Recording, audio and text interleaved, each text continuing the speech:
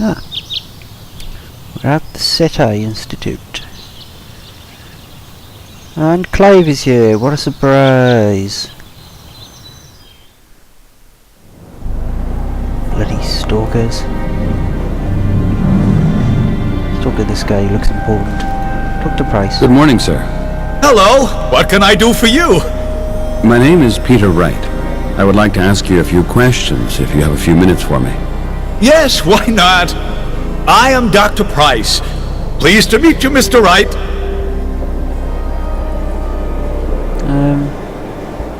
Asking about SETI, or SETI. I would like to ask some questions about the SETI. Okay, no problem, that's a good idea.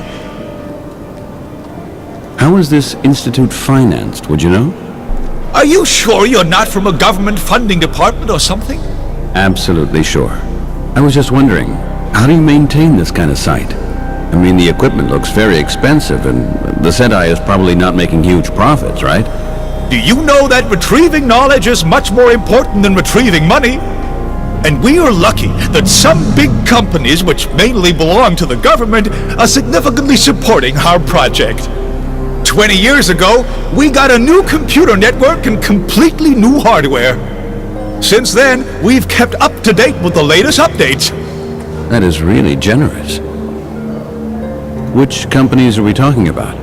Everybody who's anybody. Cupichem, Lunar 5 Consortium, United Bank Trust, Cargo Services, United Communications Services. Wow. We're talking really only big business here. And what do these companies get in return for their support for the SETI program? Do you begrudge us support for our work? Oh no, not at all. I'm just asking myself, what kind of interest in your work here could these companies possibly have? They are supporting us because they support the idea of free research.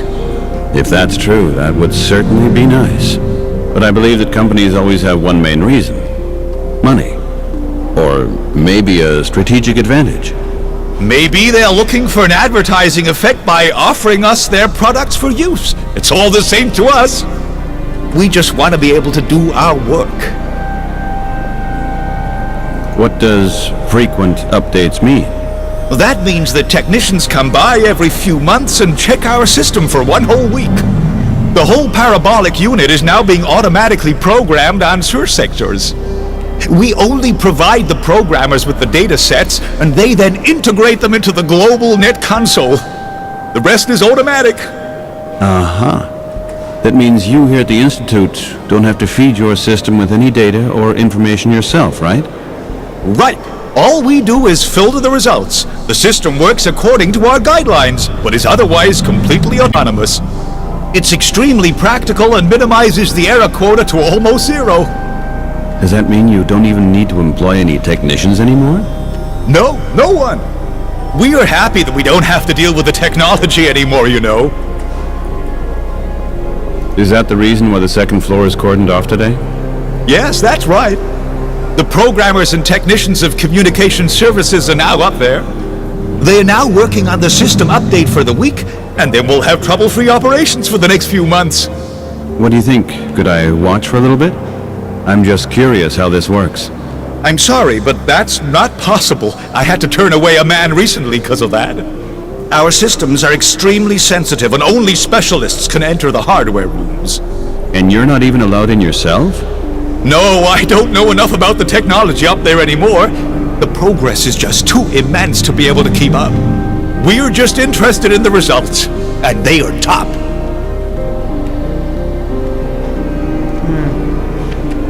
Find it odd that this guy seems to run this place and he has no idea what's going on up here. Can I ask you something else? There's something else. What is this site used for? What? How do you mean that exactly? Is that a kind of control question? Are you from the government funding department or something? We already had to let 5 people go just last year, and I'll personally chain myself to the entrance gate if you... No, don't worry. I'm asking out of curiosity only. You know how tourists are. Okay, you're a visitor? That's interesting. Sure, of course. So, What? I asked you a question. Oh, right. The SETI. You have to excuse me, but the computers are being checked up there, and I'm even more nervous than I normally am. So, where was I? The SETI. Yes. The SETI investigates space for possible existing signal transmissions of extraterrestrial intelligence and civilizations. We direct our radio telescope at specific sections of the sky and wait for signals to check them for regularities or patterns. And we drink coffee, a lot of coffee. Oh, yeah, I can imagine that. Maybe you want to cut down on that. Oh, yes. You noticed, did you? Yeah, well, Jesus, if he knows he's going mental because of coffee, you'd think he'd stop. I bet he does. Do you yourself believe in aliens? Believe? You're asking me? Believe? What do you think? Oh, that means no? I don't just believe, my friend. I know that they are out there. They are already among us, swarming out every day and investigating our planet. Is that right? That sounds as if I've heard that somewhere already. How do you come up with these things? I have seen one of the UFOs myself. At night, in front of my neighbor's window. Unfortunately... You didn't have a camera handy? Exactly. How did you know that? Intuition. Do you know that the UFO actually radiated a red light too? An intensive red light. I don't think it would have worked out to take a photo anyway. And, shall I tell you something? My neighbor disappeared after that UFO incident. Just disappeared. I guess they took him with them to do research on his anatomy. And to cross him with our vegetables. You can never cross that out completely. Thank God they're going to try and meet him with a parsnip. And did you find something already? Oh, we find thousands of extremely promising signals every month. Many of them have such a complex structure that it takes us months to analyze them. And did something ever come out of that? We don't know about that. What do you mean you don't know that? Well, we can't be sure that the signals that we are getting are actually signals. Even the background radiation of the universe could contain a code that we only interpret as static because we simply don't have the analysis methods to decipher it. But we don't just listen, you know. We also send a signal ourselves. It contains basic information on humankind in a logically constructed sequence. But so far, nobody ever answered, right? No. If we are lucky, we could expect an answer in a couple of 100,000 years. Great. I'm gonna look around some more. Thank you for now, Doctor. No problem. Well, that was enlightening. Moving on. Ooh. Fascinating. Pretty. Maybe it's a supernova. Oh, God damn it, Clive. Go away. When they made this game, could they not have come up with one or two more models? Fascinating. Not just one guy in a trench coat. Doesn't seem to be anything down there except for pictures. I can't figure out how to escape from this room. Let's have one more chat with Price.